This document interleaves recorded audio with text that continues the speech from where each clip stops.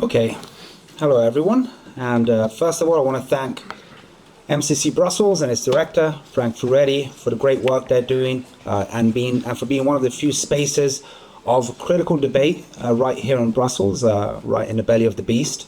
Not an easy job. Okay, so I'll start off with what can be considered the good news. And in some respects, it's clear that the farmers' protests have had a very significant impact on policymaking, with farmers obtaining several concessions from governments and European institutions.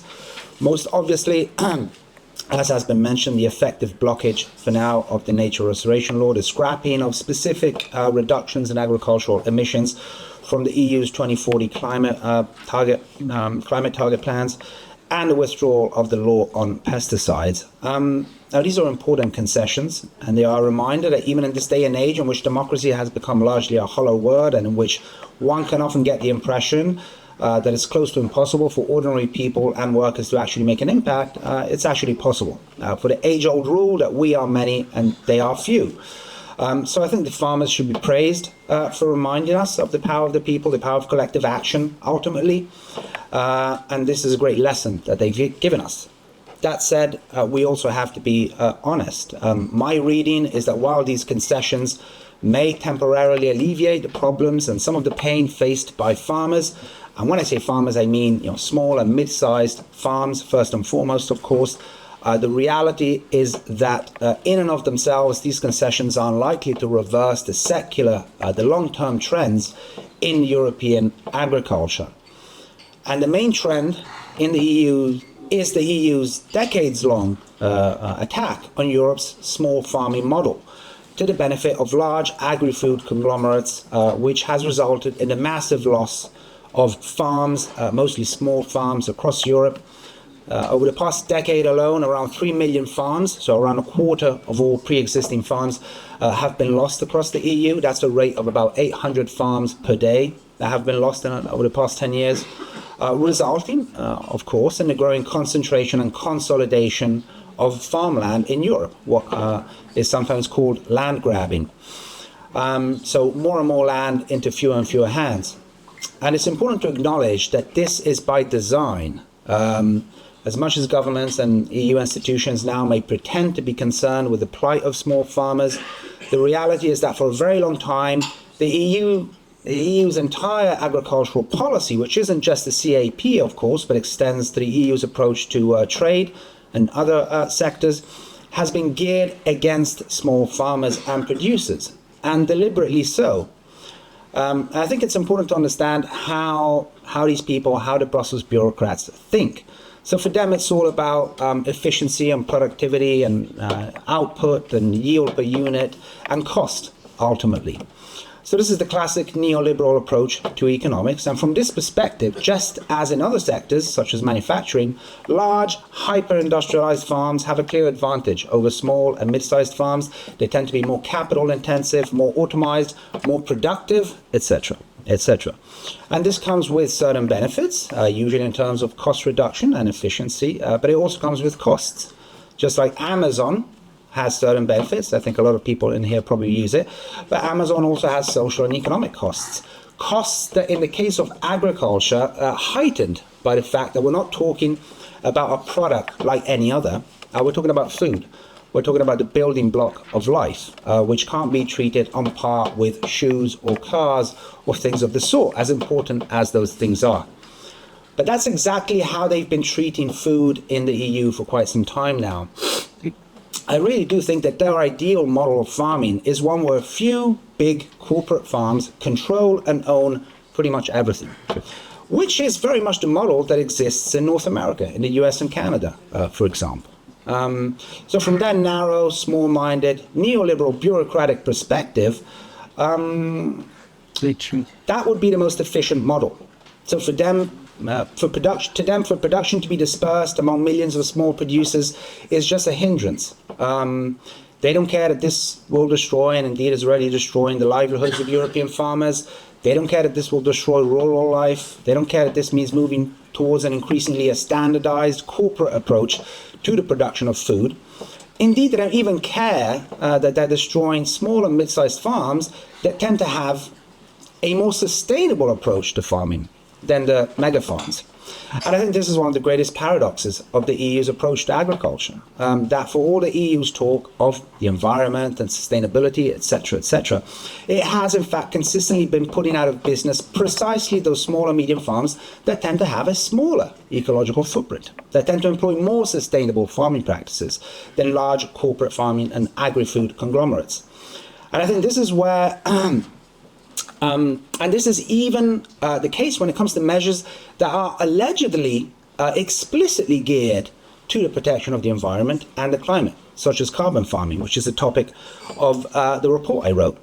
The idea is that farmers should progressively move greater and greater chunks of their land away from farming, away from the production of foodstuff, towards the farming or the capturing of carbon by transforming their land into so-called carbon sinks.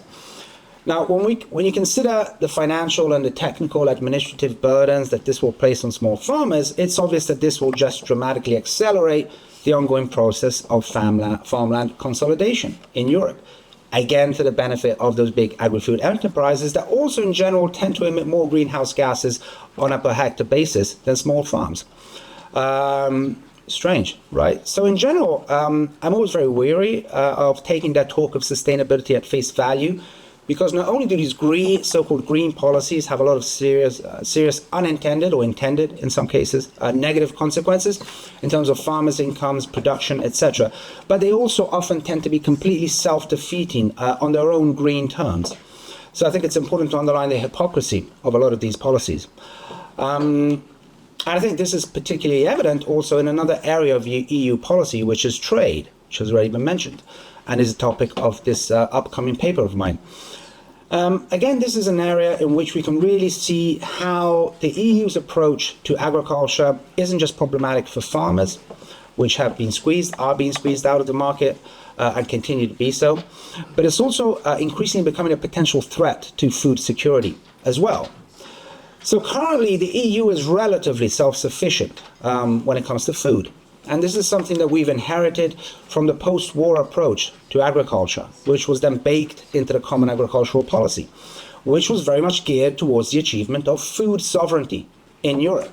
It was all about production, because at the time there was a heightened awareness, for obvious historical reasons, of the importance of food and the idea that guaranteeing food and food security is one of the basic obligations of governments and institutions. However, in recent years, this awareness has been lost. So today we take, at a general population level, we take food security for granted. But that would be a mistake, because the current approach to agriculture does pose serious questions of food security looking forward.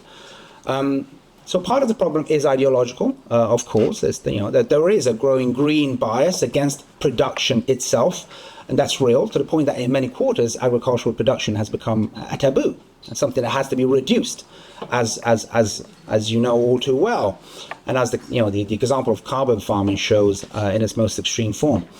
But it also has to do with what I mentioned earlier, i.e. the treatment of food as if it were a commodity like any other. And this again is obvious in the EU's approach to trade, where again it's all about efficiency and cost optimization.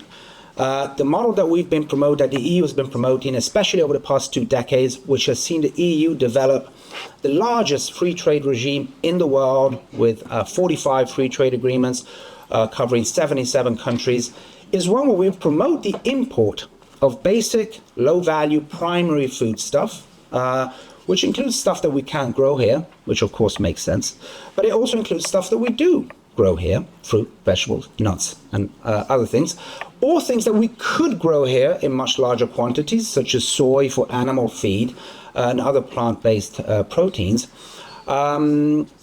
while we promote the export of high-value, high-end food products, European food products, processed food products. So if we look at the EU's agricultural exports, they're driven by beverages, wines, spirits, dairy products, cheese, and processed foods, things of this sort. And this, again, from a neoliberal economic perspective, it makes sense. You're transferring value from developing countries to Europe. You're buying low-value, primary food stuff, and then you're processing it into more expensive things that then you re-export. But it also means that you're adding pressure to local producers of primary foodstuff who have to abide, again, as I'm sure you know all too well, by much more stringent social and environmental regulations than foreign producers, to the benefit, again, of those big agri-food enterprises who are more than happy to import cheaper primary products, which they then process and re-export. And again, this isn't just a problem for European farmers, but potentially for all of us, because as we've learned in recent years, these far-flung supply chains can be exposed to all kinds of threats, from wars to pandemics to geopolitical tensions.